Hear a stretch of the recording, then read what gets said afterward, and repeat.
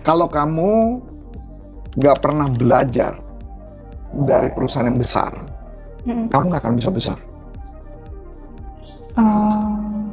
Yang nge-stuck terus. Ya bener sih, kalau misalkan kita nggak yang mandang luar. Betul. Kalau kamu bikin bisnis, terus kamu nggak ngerti sistem bisnis, yang terjadi apa? Kamu kerja sendiri loh. Anda sebagai pebisnis ngerasa bertahun-tahun, tapi bisnisnya stabil dan hanya sampai di situ aja. Tapi biasanya kalau sebagai seorang pebisnis, pasti ada dong rasa bisnisnya ini pengen berkembang. Nah, sebenarnya itu bukan hanya soal strategi aja. Tapi kalau misalkan kita pikir-pikir nih, ketika kita menerapkan ilmu NLP, sebagai seorang pebisnis, pasti akan ada perubahannya kepada bisnisnya. Mau tahu gimana caranya? Langsung aja tonton video ini sampai habis ya.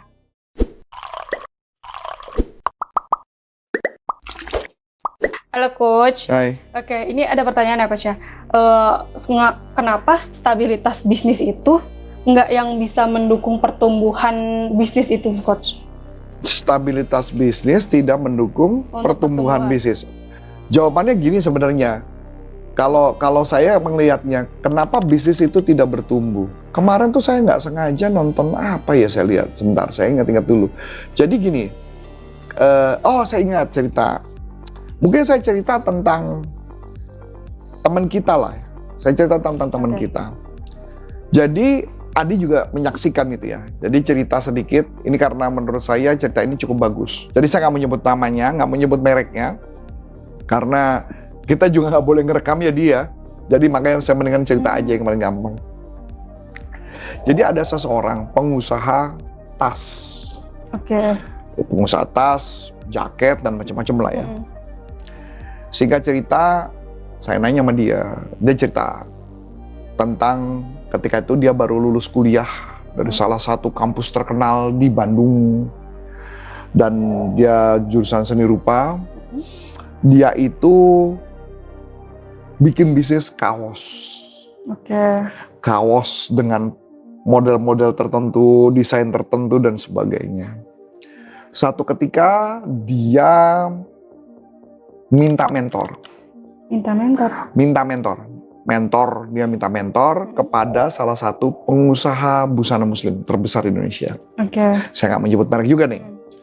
Kenapa dia butuh itu? Karena menurut dia, kalau saya nggak di mentor, bisnis saya nggak akan berkembang. Ini menarik omongan dia. Terus yang dilakukan sama dia adalah dia di mentor, plus tapi dia minta syarat. Tolong dong si pengusaha muslim itu juga taruh saham di perusahaan itu, di perusahaan bisnis kaosnya dia. Setuju. Nah, dalam perjalanan dia ketemulah dengan direktur atau bos-bos yang di busana muslim itu, diajarin. Tahu nggak diajarin apa? Ketika diajarin cara bisnisnya dan sebagainya, dia belajar dari nol. Kenapa dia bilang gini? Kayaknya bisnis dia sampai ngomong gini. Saya lihat-lihat ya, kalau kamu pengen bisnis yang bertumbuh, kamu pakai cara sekarang nggak bakal berhasil sih. Nah, ini menarik nih. Gak bakal berhasil.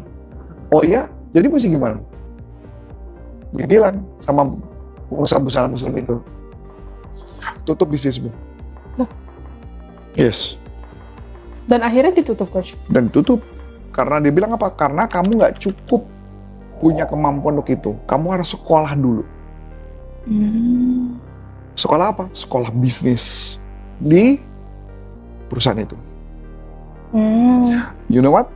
Tutuplah itu. Walaupun itu bisnis tuh kayak bayinya dia kan, ditutup. Dia join di bisnis itu, tahu nggak apa yang dilakukan? Disuruhlah dia menciptakan produk apa ya? Saya lupa produknya apa ya? Saya lupa yang. Oh, ya, suruh create ide konsep tentang pakaian, terserah apapun. Dia punyalah konsep.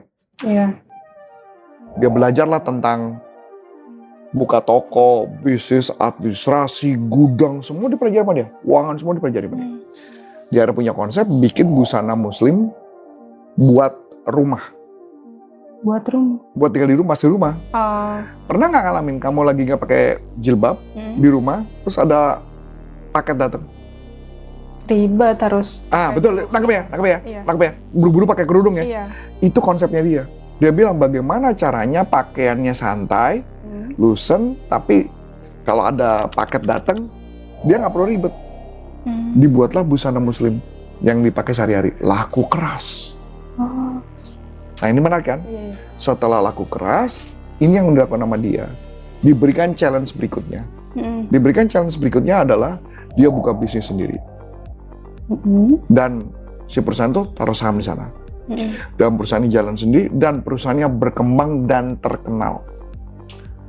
Tapi ada satu hal yang menarik, dia ngomong gini.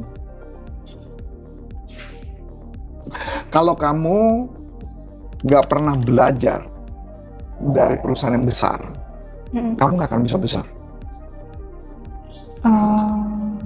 Yang nge-stuck terus. Ya bener sih, kalau misalkan kita nggak yang mandang luar. Betul. Kalau kamu bikin bisnis, terus kamu nggak ngerti sistem bisnis, yang terjadi apa? Kamu kerja sendiri loh. Iya.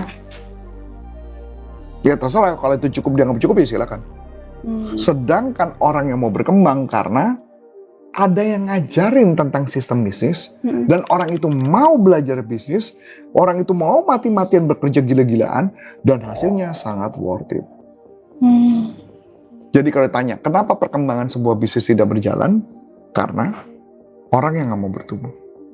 Oh, berarti dari diri sendiri sebenarnya Coach ya? Orangnya mau bertumbuh nggak? Dia mau belajar nggak? Dia mau ngembangin diri nggak? Atau dia ngerasa cukup? Dan gilanya nih, ini menarik. Ada satu kalimat dia. Ini keren sih kalimat dia.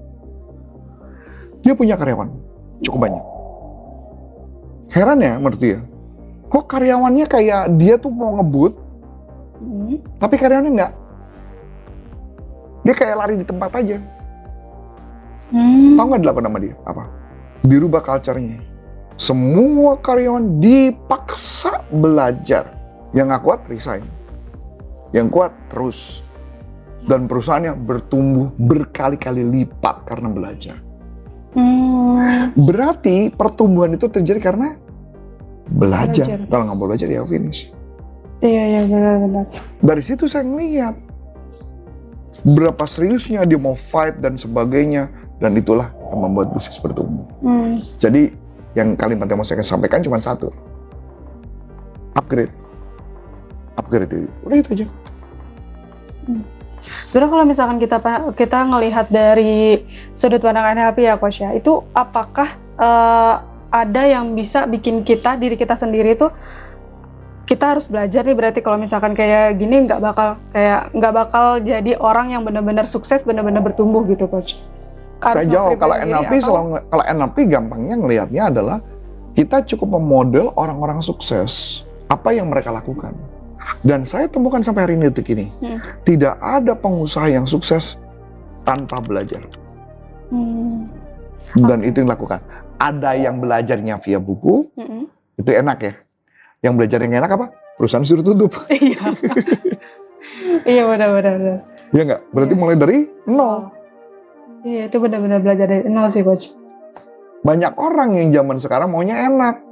Gimana bisa kalau nggak mulai dari nol? Iya, maunya instan tapi nggak tahu prosesnya. Ini menarik lagi nih cerita.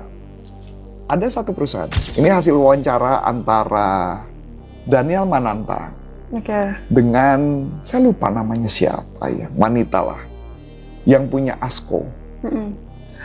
Dia cerita, Asko itu yang kan grupnya punya kawan lama, PT kawan lama, dan itu perusahaan besar. Tahu nggak syaratnya kalau keluarganya mau masuk di perusahaan itu? Syaratnya apa? Harus bekerja di tempat lain selama 3 tahun. Bekerja dulu di tempat lain selama 3 tahun, balik ke perusahaan, ngelamar kerja normal, interview, dicek cocok apa enggak. Kalau cocok baru diambil, kalau enggak buang. Wajar dong perusahaannya jadi gede. Iya. Biasanya apa? Anak orang kaya langsung posisi atas. Sebenarnya malah sistemnya mereka ada pengalaman dulu, kuat dulu di sana, baru nanti berkembang bareng di perusahaan sendiri. Bukan dari nol masuk. Makanya kalau kita lihat kayak orang-orang yang pada ngelamar kerja itu rata-rata kan kayaknya cemen ya kalau bahasa saya. Kerja cuma sebentar resign, sebentar kerja sebentar resign, kerja sebentar resign gitu. Dia cuma cari pengalaman aja. Iya, cari pengalaman kan, dia nggak mau bertumbuh, itu aja sih kamu. Okay. Itu aja. Wah menarik banget nih teman-teman. Kalau misalkan teman-teman masih penasaran Langsung aja klik link yang ada di deskripsi, langsung diskusi bareng dengan Coach Arif mengenai pengembangan bisnis, leadership, dan sebagainya. Cukup sekian dari aku, Aulia. Dan saya Coach Antoni Syarif, ucapkan terima kasih, sukses buat Anda, sampai jumpa. NLP for Business untuk Indonesia. Bye-bye.